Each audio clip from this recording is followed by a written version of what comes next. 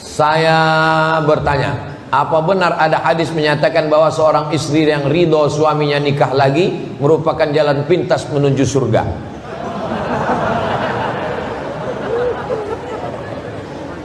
Siapa yang ikhlas istrinya, siapa yang ikhlas suaminya kawin lagi, maka cepatlah jalannya menuju surga. Kata satu blog, ada blog di internet itu menulis itu, saya baca.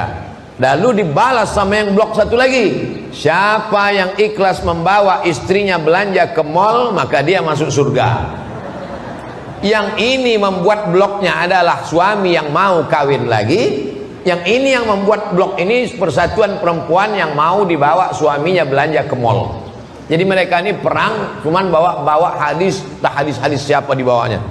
Yang ada dalam hadis itu bunyinya begini, innama huwa jannatuki wa naruki. Begitu bunyi hadisnya. Hai perempuan, huwa suamimu ini jannatuki wa naruki. Dia bisa jadi surgamu, dia bisa juga jadi neraka. Hadis yang lain, lau kuntu amiran ahadan ayyasjuda ala ahadin. Seandainya manusia ini boleh sujud kepada manusia, boleh tak manusia sujud kepada manusia? Tak boleh. Seandainya boleh manusia sujud kepada manusia, pastilah kusuruh istri sujud kepada suami. Menikah 1, 2, 3 itu memang sunnah karena dilakukan Nabi SAW. Tapi sunnah bukan cuma itu aja. Baca Quran pontang-panting, tajwid belintang pukang, mau begini dua. Macam itu aja sunnah yang lain. Menikah 2 itu sunnah. Mengejek poligami berarti mengejek. Banyak yang setuju nih. Mengejek sunnah. Tapi sunnah bukan itu saja. Poligami ini sama dengan emergency door. Naik kita ke pesawat, apa kata pramugari? Ladies and gentlemen, all of our passenger, semua penumpang, kita punya 4 pintu, pintu depan dan pintu belakang. Masuklah dari pintu sebelah kanan. Tapi nanti kalau pesawat ini meledak atau masuk jurang atau masuk laut, maka dibuka pintu darurat. Ada yang darurat? Bukalah pintu itu. Nama pintunya pintu poligami. Poligami dibenarkan dalam Islam. Tapi ibu-ibu jangan takut, mereka ini tidak akan bisa nikah lagi sebelum ada surat tanda tangan matre 6.000 dari ibu yang dibawa ke pengadilan agama. Makanya ibu sebelum tidur yakinkan dekat tempat tidur itu tak ada matre. Karena kalau ada bahaya, mana tahu tengah malam. Hati-hati, waspadalah. Kejahatan terjadi bukan karena ada niat dari pelakunya, tapi karena ada materi 6.000. Waspadalah. Kabarnya tahun 2021 materi sudah jadi materi 10.000. Maksud saya bapak siapkan materi 10.000 karena yang 6.000 tak laku lagi. Karena banyak suami sekarang ini yang menggunakan dalil tersebut untuk meyakinkan istrinya. Apakah jika istri tersebut tetap menolak hingga sampai ke tahap gugatan termasuk kategori dosa besar? Hidup ini singkat, Bu. Kalau dengan itu kau merasa bisa beramal soleh, teruskan. Tapi kalau dengan itu kau jadi terganggu psikologismu, tak tahan aku Pak Ustaz. Asal ku tengok update status istri mudanya berkunang-kunang, gelap dunia ini kurasa. Salat tak khusyuk, baca Quran tak bisa, bekerja tak bisa. Maka perempuan punya hak namanya khulu. Laki-laki punya hak namanya talak. Perempuan namanya khulu. Memang dulu aku setuju Pak Ustaz, ku sangka ini tenang, tapi setelah ini tak tahan aku Pak Ustaz. Asal ku dengar handphone trauma Pak Ustaz, muntah-muntah. Ada perempuan yang tahan, ada, bukan saya katakan tak ada, tapi ada yang tak tahan. Mudah-mudahan ibu-ibu ini semuanya yang tahan termasuk insyaallah. Amin. Takut mereka. Bapak ini ringan aja mengaminkan tadi. Amin gitu. Dia tak tahu kamera tertuju ke wajah dia. Ustadz, saya mau tanya, apa hukumnya orang baca surat Al-Ikhlas di atas batu-batu kecil lalu diletakkannya di atas kuburan? Boleh apa tidak Pak Ustadz? Yang ada dalam riwayat Abdullah bin Abbas membacakan ayat Quran ke air. Wa in ta'assara wiladatuha, kalau susah melahirkan anak dibacakannya ke air. Dibacakannya ke air. Terserah apa yang mau dibacakan ke air. Ustadz, ini ada jamaah kita Pak Ustaz, istrinya anak dari jam 8 pagi dari tak lahir-lahir Pak Ustaz, tolong bacakan Pak Ustaz.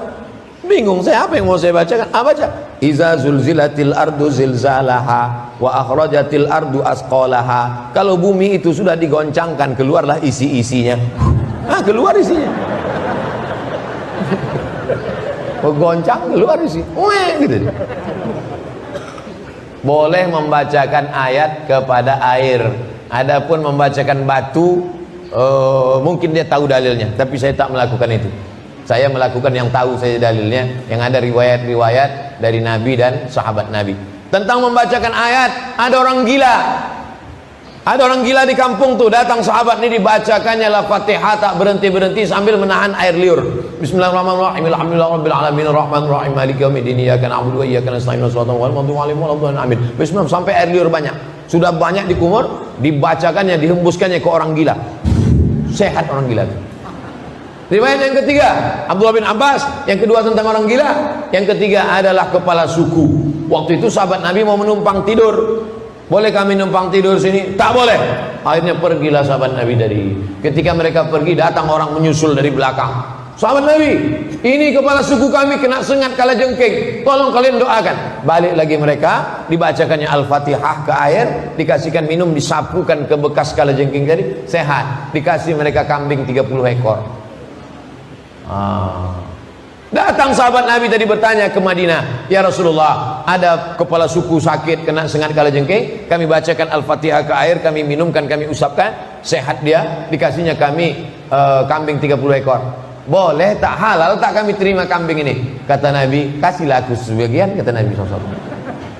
Dia tak menanyakan apa hukum baca Fatihahnya, yang ditanyakannya apa hukum menerima kambing. Kata Nabi, bagilah aku sebagian. Itu menunjukkan boleh menerima upah dari ruqyah.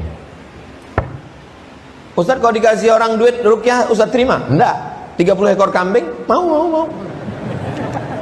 Bukan untuk saya serahkan ke tabung wakaf, biar dipotong dibagi ke fakir miskin, anak yatim. Saya untuk apa makan kambing? Kalau kita punya tabungan syariah Bank Riau Kepri, tahunya ada undian dapat hadiah, apakah uangnya itu riba Pak Ustaz?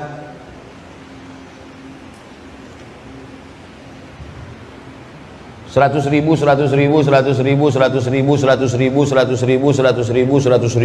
mengumpulkan duit 100.000, sebanyak 100 orang.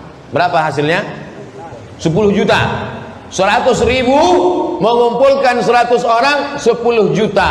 Habis itu mereka masukkan ikan emas ke dalam satu kolam besar, ikan itu kenyang, dipancing.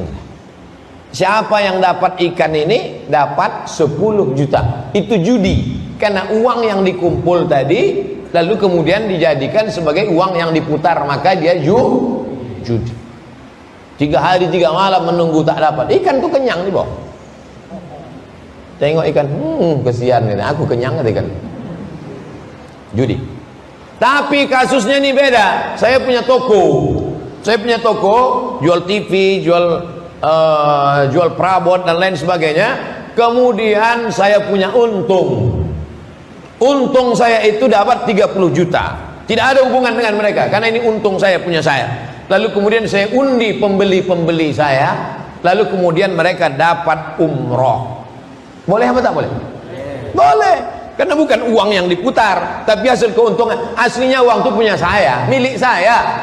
Begitu juga dengan ini, uang ini milik bank syariah. Bank syariah itu halal, karena bagi hasilnya itu mudharabah, karena bagi hasilnya itu murabahah. Dibenarkan menurut Dewan Syariah Nasional, menurut hukum Islam ahli-ahli fikih.